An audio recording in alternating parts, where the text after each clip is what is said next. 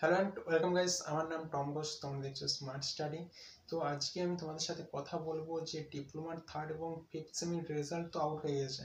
ওকে, দেন এখন যে বাকি থাকলো ফার্স্ট সেমিস্টার।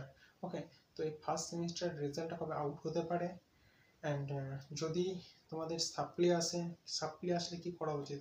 যারা ফার্স্ট সেমিস্টারের স্টুডেন্ট আছে তারা কিন্তু প্রচুর ঘাবড়ে যাও, তো তাদের জন্য এই ভিডিওটা কিন্তু ইম্পর্টেন্ট হতে চলেছে। ভিডিওটা স্কিপ না করে পুরোটা দেখো, তাহলে বুঝতে পারবে। আমার চ্যানেল যদি নতুন হয়ে থাকো, চ্যানেলটাকে সাবস্ক্রাইব করে বেল আইকনে দাবিয়ে দাও, যাতে ডিপ্লোমার প্রতিটা আপডেট তোমরা কিন্তু এই চ্যানেল থেকে পেয়ে যাবে। ওকে, এবং ডেসক্রিপশনে একটা গ্রুপের লিঙ্ক দেওয়া থাকলে ওখান থেকে তোমরা জয়েন হতেও আপডেটটা পেতে পারো। ওকে, তো চলো ভিডিওটা শুরু করা যাক। তো ফার্স্ট কোশ্চেন যেটা আসছে যে ফার্স্ট সেমিস্টার রেজাল্ট কবে আউট হতে পারে। তো এই নিয়ে আমি আগেও একবার বলেছিলাম যে ফার্স্ট সেমিস্টার রেজাল্ট কিন্তু তোমাদের 15 থেকে 20 তারিখ, অর্থাৎ 15 তারিখ থেকে 20 তারিখের মধ্যে হয়ে যাবে। ঠিক আছে, এই সম্ভাবনাটা আছে। কেননা আজকে হচ্ছে তোমার 12 তারিখ, 12 তারিখ 13 তারিখ, এই দুদিন একটু বসন্ত উৎসব নিয়ে যেহেতু একটু থাকবে, ছুটির ব্যাপার আছে। ওকে, তো সেক্ষেত্রে এই দুদিনের মধ্যে না হতেও পারে, চান্স আছে, বাট সিওরিটি দিচ্ছি না যে এই দুদিনের মধ্যে না হতে পারে। বাট সম্ভাবনা বেশি, কিন্তু 15 থেকে 20 তারিখের মধ্যে তোমাদের রেজাল্টটা আশা করছি আউট হয়ে যাবে। এখনো পর্যন্ত যেটুকু আপডেট পাওয়া যাচ্ছে সেখান থেকে এই ভিডিওটা বানানো হচ্ছে। ওকে, যদি নেক্সট পরবর্তীতে কোনো আপডেট আসে আমি অবশ্যই সেটা তোমাদেরকে দিয়ে দেবো। ওকে, সেকেন্ড কোশ্চেন যেটা আসছে যে ব্যাকলগ আসলে কি করবো দাদা। তো ব্যাকলগ আসলে কিন্তু তোমাদের সিম্পলি যে সাবজেক্টে ব্যাকলগ আসবে সেই সাবজেক্টটাকে রিভিউতে ফেলতে হবে, অর্থাৎ রিভিউ ফর্ম ফিল আপ করতে হবে। কেন বলছি, রিভিউ ফর্ম ফিল আপ করলে কিন্তু অনেক স্টুডেন্টের ব্যাকলগ থেকে ওটাকে পাস হয়ে যায়।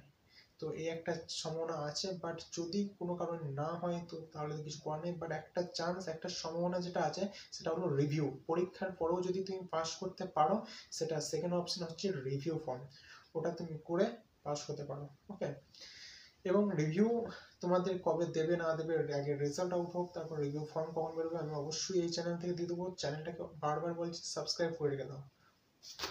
অ্যান্ড থার্ড কোশ্চেন কি আসছে, এখন তো ডিপ্লোমার যে ফার্স্ট সেমিস্টার স্টুডেন্ট তারা জানে না যে তাদের পাসিং মার্কস কত।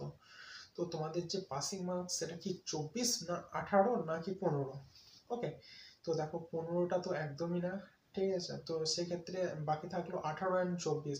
তো যে ফার্স্ট সেমিস্টারের স্টুডেন্ট তাদের কিন্তু কোশ্চেন এবং যে খাতা দেখার প্রসেস সেটা কিন্তু একটু টাফ হয়। ওকে, যে খাতাটা তোমাদের কিন্তু ভালোভাবে চেকিং করা হয় অ্যান্ড নাম্বার ভালোই, আমার যা মনে হয় যে নাম্বারটা ভালো রকম কাটা হয়। সেক্ষেত্রে তুমি যদি 24 অ্যান্সার দিয়ে আসো তাতেও কিন্তু তোমার পাস করা টাফ হয়ে যাবে।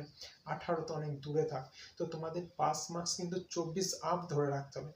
সমস্ত ফার্স্ট ইয়ারের স্টুডেন্টরাই কিন্তু 24-এর উপর লিখে আসার চেষ্টা করবে। হ্যাঁ, 24 যদি লিখে আসো, পাক্কা 24 নাম্বারের অ্যান্সার তুমি ধরো সাপোজ দিয়ে এলে, ওকে, সেক্ষেত্রে কিন্তু তোমার পাস করার চান্স আছে।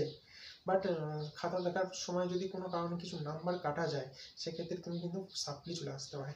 সো সবসময় চেষ্টা করবে যে 24-এর উপর নাম্বার অ্যান্সার দিয়ে আসার। ওকে, আশা করছি এটাও বুঝতে পেরেছো। ফোর্থ এবং লাস্ট কোশ্চেন যেটা আসছে, দাদা আমি তো পরীক্ষা দিয়েছি এবং আমার হয়তো সাপ্লি আসতে পারে সম্ভাবনা আছে। ঠিক আছে, বাট কটা সাবজেক্টে সাপ্লি পেলে আমি ইয়ার ল্যাগ খাবো। অর্থাৎ ইয়ার ল্যাগের রুলস টাইম তুমি বলে দিচ্ছি যে ইয়ার ল্যাগটা হচ্ছে, তুমি যদি ফার্স্ট সেমিস্টারে ফার্স্ট সেমিস্টারে হয়তো ইয়ার ল্যাগ খেলে ঠিক একটা বছর তোমার নষ্ট হবে, দেন পরের বছর তোমাকে ফার্স্ট সেমিস্টার থেকে শুরু করতে হবে। ওকে, এবং ইয়ার ল্যাগ কটা সাবজেক্টে সাপ্লি পেলে হয়, 3টে সাবজেক্টের বেশি, অর্থাৎ 4টে সাবজেক্টের সাপ্লি পেলে কিন্তু তুমি ইয়ার ল্যাগ খেয়ে যাবে। এবং ইয়ার ল্যাগ খেলে তোমাকে আবার প্রথম থেকে, অর্থাৎ ফার্স্ট ইয়ার থেকে আবার যেখান থেকে শেষ করেছিলে সেখান থেকে আবার শুরু করতে হবে। ওকে, আশা করছি বুঝতেই পারছো। বাট ওকে, তো আশা করছি ভিডিওটা তোমাদের জন্য প্রচুর হেল্পফুল হয়েছে, এবং এরকম ভিডিও পাওয়ার জন্য আমার চ্যানেলটাকে অবশ্যই সাবস্ক্রাইব করে রেখে দাও। ওকে।